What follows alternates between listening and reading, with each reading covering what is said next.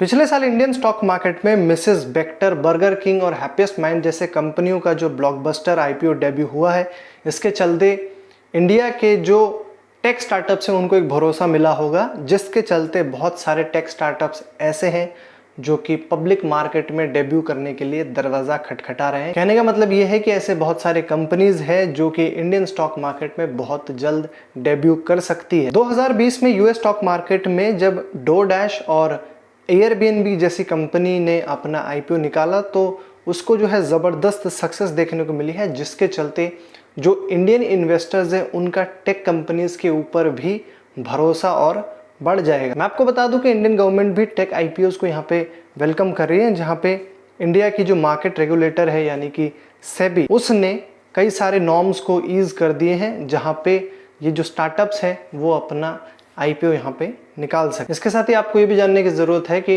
2021 में कई सारे इंडियन टेक स्टार्टअप जैसे कि जोमेटो हो गया, पॉलिसी बाजार हो गया, फ्रेशवर्क्स हो गया, डिलीवरी हो गया, इसके साथ ही नायका, फ्लिपकार्ट अपना यहाँ पे बहुत जल्द इंडियन स्टॉक मार्केट में डेब्यू कर सकते हैं और आपको आईपीओ यहाँ पे निकलता हुआ देखने को मिल जाएगा।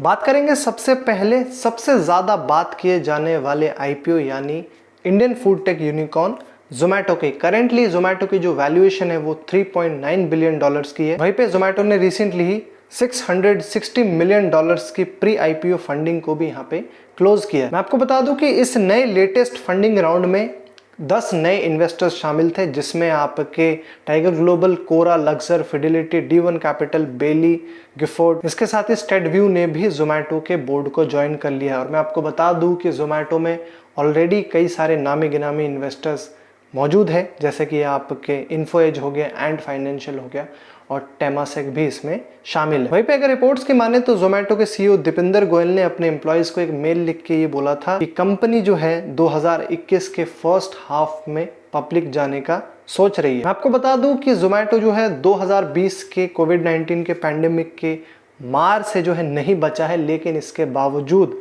जोमेटो जो है वो प्रॉफिटेबिलिटी के पास पहुंच गया। इसका मतलब ये है कि उसकी कमाई जो है वो इस बार अच्छी खासी हुई है। इसके साथ ही वेंचर कैपिटलिस्ट का ये भी मानना है कि जो कंपनी इतने बुरे हालातों के बावजूद इतना कुछ करके प्रॉफिटेबिलिटी के पास पहुंच गई है, तो वो जब इंडियन मार्केट में डेब्यू करेगी तो उस चीज को जो है वो जरूर झेल जाएगी। वहीं पे अगर फाइनेंशियल ईयर 2020 की माने तो जोमेटो की जो टोटल रेवेन्यू है वो डबल होके 394 मिलियन डॉलर्स की हो गई है। वहीं पे उनके जो लॉसेज हैं वो भी 5% से बढ़े हैं, जो कि 293 मिलियन डॉलर्स पे पहुंच गए हैं।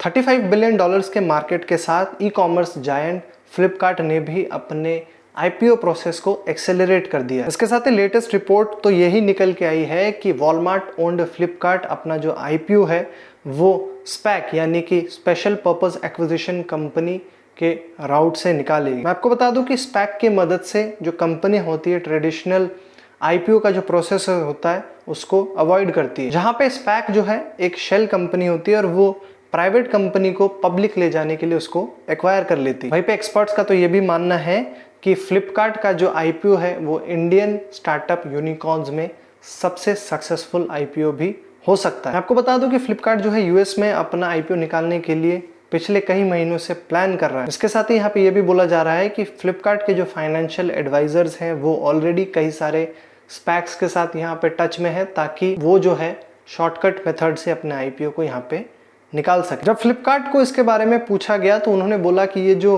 स्पैक का डिसीजन है वो अभी फाइनल नहीं है। इसके साथ वो लोग जो है और भी कई सारे ऑप्शंस को पैरेलली देख रहे हैं। मैं आपको बता दूं कि पैंडेमिक के चलते स्पैक जो है वो कंपनीज को अपना आईपीओ निकालने के लिए एक बहुत ज़्यादा पॉपुलर प्रोसेस बन गया। इसके साथ ही 2020 में ही 200 से ज़्यादा स्पैक्स ने जो है यहाँ पे अपना आईपीओ स्टार्ट किया है, जहाँ पे उन्होंने 64 बिलियन डॉलर्स रेज किए।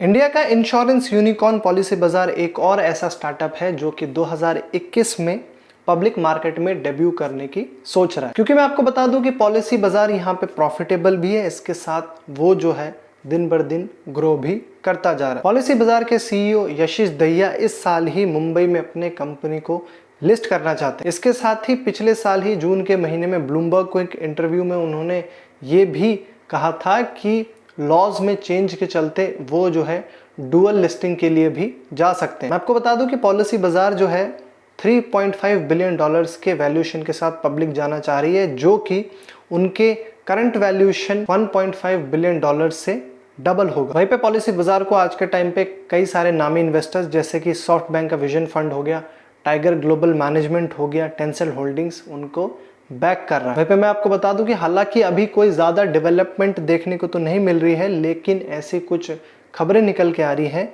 कि पॉलिसी बाजार इस साल के सितंबर महीने में आईपीओ के लिए जा सकता है। Online beauty and cosmetics retailer Nykaa जो है एक और कैंडिडेट है डोमेस्टिक आईपीओ के लिए पिछले कुछ सालों से, जहां पे नायका ना सिर्फ प्रॉफिटेबल है लेकिन वो जो है ओवर द इयर्स ग्रो भी करती आई है। मैं आपको बता दूं कि फाइनेंशियल ईयर 2019 में नायका का जो प्रॉफिट है वो डबल होके 1159 करोड़ रुपीस का हो गया था, लेकिन जो प्रॉफिट था वो महज 2 करोड़ का निकल के आया। कोविड-19 के पैंडेमिक के चलते नायका को कई महीनों तक दिक्कत का सामना करने को जरूर मिला, जहां पे उनकी सेल्स में भी गिरावट देखने को मिली, लेकिन नायका की सीईओ फाल्गुनी नायर का ये कहना है कि इस साल के जुलाई तक वो लोग जो है प्री पैंडेमिक लेवल्स के 75% तक वापस रिकवर कर जाएंगे। वहीं पे नायका का ये प्लान है कि वो जो है इस साल या फिर हमें 2022 के शुरुआती में जो है उनका आईपीओ निकलते हुए देखने को मिल सकता है। आपको बता दूं कि नायका जो है पिछले साल ही एक यूनिकॉर्न बनी है, जहां पे अप्रैल के महीने में उनकी जो टोटल वैल्यूएशन 1.2 बिलियन डॉलर्स की लगाई गई। इसके अलावा अगर इन्वेस्टमेंट की बात करें तो Fidelity management and research company, इसके साथ ही स्टेट व्यू कैपिटल के अलावा आलिया भट्ट और कैटरीना कैफ जैसे एक्ट्रेसेस ने भी नायका में रिसेंटली इन्वेस्ट किया है। इसके साथ ही अगर नायका के रेवेन्यू की बात करें तो साल 2021 में ही वो अपने रेवेन्यू में 40% का ग्रोथ यहाँ पे एक्सपेक्ट कर रहे हैं। सॉफ्टवेयर प्रोवाइडर फ्रेशवर्क्स, जिसको पहले फ्रेश डेस्क के नाम से भी जाना जाता था, उन्होंने लास्ट ईयर नवंबर में ही 150 मिलियन डॉलर्स रेज किए, जिसके चलते उनकी जो वैल्यूएशन है वो ट्रिपल होके 3.5 बिलियन डॉलर्स की हो गई है। और मैं आपको बता दूं कि रिपोर्ट्स और सोर्सेज की यहाँ पे माने तो यूएस नैस्डैक में आईपीओ निकालने से पहले, जो कि 2021 में होने वाला है, ये उनका लास्ट प्राइवेट राउंड था। हालांकि कोविड-19 के पैंडेमिक के चलते उनके जो प्लान्स है वो ज़रूर यहाँ पे पुश हुए हैं, थोड़ा सा उसमें डिले हुआ है, लेकिन फ्रेशवर्क्स जो है वो अभी भी उन चुनिंदा यूनिकॉर्न्स में से है जो कि आज के टाइम पे प्रॉफिटेबल है। इसके साथ ही उनका जो है यूएस एक सबसे बड़ा मार्केट यहाँ पे माना जाता है। और मैं आपको बता दूं कि बहुत जल्द जो है फ्रेशवर्क्स अपना आईपीओ निकाल सकता है, लेकिन एग्जैक्ट डेट अभी जो है उसके बारे में कोई भी अनुमान नहीं है। मैं आपको बता दूं कि एक इंटरव्यू में फ्रेशवर्क्स के सीईओ गिरीश मथुरूबुथम का ये कहना है कि वो लोग जो है एक्टिवली अपने बिजनेस को बिल्ड करने के लिए फोकस कर रहे हैं, ताकि एग्जिस्टिंग मार्केट में वो ग्रोथ ला पाए, इसके साथ ही अपनी पोजीशन को और भी ज़्यादा स्ट्रेंथन कर पाए। वहीं पे वो लोग जो है आईपीओ के लिए उस वक्त पे एम करेंगे जब उनके बिजनेस को लगेगा कि इसकी ज़रूरत पड़ने वाली। वहीं पे फ्रेशवर्क्स ने till date 250 million dollars raise किए हैं, जहाँ पे कई सारे मार्की इन्वेस्टर्स जैसे कि आपका टाइगर ग्लोबल हो गया और सिक्वॉय इसमें शामिल है। वहीं पे कंपनी ने जो है 100 मिलियन डॉलर्स का एनुअल रिकरिंग रेवेन्यू के जो फिगर है उसको भी रीच कर लिया है, जहां पे उन्होंने स्वीट ऑफ सर्विसेज को लॉन्च किया है, जिसको फ्रेशवर्क्स 360 के नाम से भी जाना जाता है।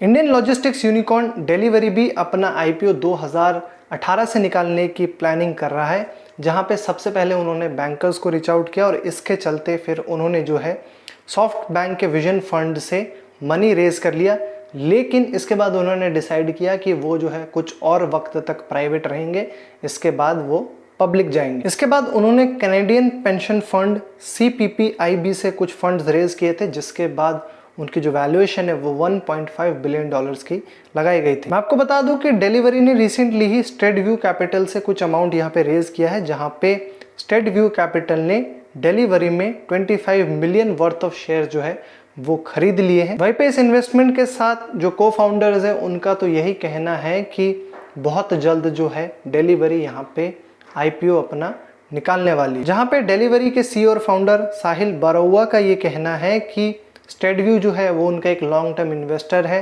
और उन्होंने जो है एक की रोल प्ले किया है, जहां पे अब डिलीवरी पब्लिक मार्केट में उतरने के लिए रेडी है और ये बोला गया है कि ये जो है अगले 12 से 15 महीने में वो लोग अपना आईपीओ निकाल सकते हैं। इसके साथ ही एक रिसेंट के इंटरव्यू में मिस्टर बरोवर ने ये भी कहा है कि कंपनी जो है इस वक्त पे 1.5 मिलियन ऑर्डर्स को हर डे पे प्रोसेस करती है, जहां पे पिछले साल उनका जो टोटल रेवेन्यू रहा वो 2800 करोड़ रुपीस का बताया गया है। इसके साथ ही मैं आपको ये भी बता देना चाहता हूं कि इन स्टार्टअप्स के अलावा और भी कई सारे स्टार्टअप्स हैं जो कि यहाँ पे आईपीओ के लिए सोच रहे हैं, जिसमें आपका लेंसकार्ट, पेपरफ्राई, ओयो, पेटीएम और मोबीक्विक भी शामिल है। बाकी दोस्तों मेरा आपसे यहाँ पे ये सवाल है, आप जरा हमें कॉमेंट से बताइए आपको क्या लगता है इनमें से जितने भी स्टार्टअप्स के बारे में आपको मैंने बताया है, वो जब पब्लिक में डेब्यू करेंगे तो सबसे ज्यादा सक्सेसफुल आईपीओ किसके होने वाला है? आपको क्या लगता है? जो भी आपके थॉट्स है हमारे कमेंट्स में ज़रूर बताइएगा।